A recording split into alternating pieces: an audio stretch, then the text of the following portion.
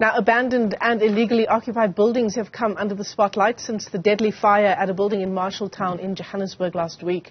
As a result, the KwaZulu-Natal Department of Public Works is announcing steps to clear illegally occupied government facilities. The provincial MEC is in Durban today on an oversight visit at some of those abandoned sites.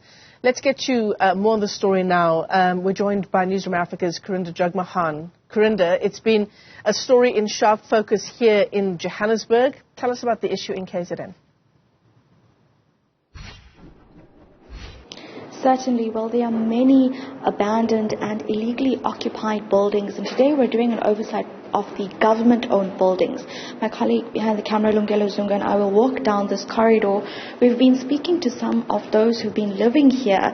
Many have been living here for years, 16 years, some from 2011, and they say that at one point the government then took ownership of this building, but they continued living here without paying rent. Of course, it is ultimately an illegal occupation, and right now, or just earlier, the MEC did an oversight visit. He took down the names of the residents here and, says that he will go forth. But some of the biggest issues is that those who have occupied are unemployed, so they don't have anywhere else to go. But this building, they say, is quite hazardous. Maybe I can speak to one of the residents. Mr. Khan, thank you for allowing us to speak to you. Tell us about some of the safety concerns you have living in this building. I believe there was a fire several years ago as well. Yes. It's one of the negligent tenants left something on charge or something. Mm-hmm. Yeah, that's when it ignited and the room got burnt. Mm-hmm. Yes. Tell us about for how long have you been living here? Ever since Mr. Pat Potter has bought this building, mm-hmm. I've been here with him, mm-hmm. and we've been maintaining this building and doing a lot of things, but just that Mr. Pat Potter has had an illness that way he had to go into hospital. In 2014, I think it was, and that way we had to hand the building back to human settlement. Mm-hmm. And then when we went there, we spoke to them and we told them that we're handing the building in and things like this. Mr. Pate is going to go back into hospital, and it's no more. It's going to be run by him. Whatever outstanding light account, whatever it is, all the bills were zeroed and given back to human settlement. And then for the past 6 years, after Mr. Pate has given, well, they tried, human settlement tried to come and maintain the building and things like that. They renewed, the pipes were blocked, a burst pipe, whatever it is. They came and they repaired it. So are you paying rent here? No, we're living for free at the moment. Mm-hmm. Yes. So basically, it's also described, this is one of those buildings described as a building where there's illegal occupation. But how do you feel about... No, we are not illegal here. Mm-hmm. We are legal. Mm-hmm. According to Mr. Pat Potter, when he did the handover to the government, mm-hmm. I was with him. Mm-hmm. And we got a listing. I don't think so. I got it in his office there. We got a listing of so many tenants we had, and this is what it is. Will be handed over to them, and that way they can take a better accommodation for us. If they happen to they got to accommodate us. Mm-hmm. That's how it was.